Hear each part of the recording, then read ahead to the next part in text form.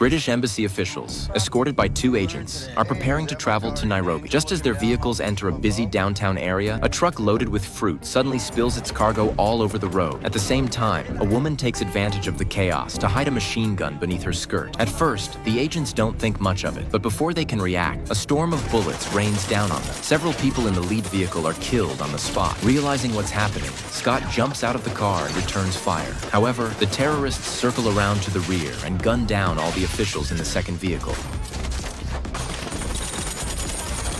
Meanwhile, the command center sees the entire attack unfold on their screens, but there's nothing they can do to intervene. He's down.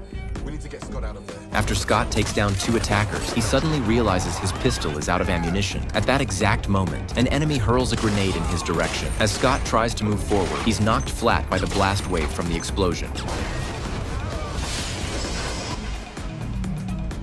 The terrorists quickly rush to the vehicles and kidnap two British ambassadors inside. They then drive off with everyone, leaving the scene behind. When Scott finally regains consciousness, he discovers that the two ambassadors are already gone. Shortly afterward, British intelligence manages to gather new information. The kidnappers are led by a terrorist named Avery. What makes the situation especially difficult is that the three hostages are being held in a rebel-controlled area of Mogadishu, and the kidnappers are demanding a ransom of $300 million. To avoid triggering a war between nations, the British government decides to send Scott in again. On one hand, he can gather first-hand intelligence. On the other, if the rescue operation fails, the UK can frame the incident as Scott's personal action and distance itself from responsibility. Unexpectedly, after Scott enters the rebel-controlled territory, the command center's facial recognition system suddenly sounds an alarm. Lisa conducts a detailed background check and discovers that one of the detained hostages is actually an arms dealer long wanted by Kenya. What's more, just 2 weeks earlier, this man used a fake identity to dispatch a cargo ship codenamed Star to southern Mozambique, deliberately allowing it to be hijacked by Somali pirates. After the ship was taken, its satellite signal last showed it heading toward Mogadishu. All signs indicate that Scott's identity is very likely to be exposed soon. And sure enough, not long after Scott arrives at the rebel base late at night, a sniper rifle hidden in the dark suddenly fires, blowing the arms dealer's head apart.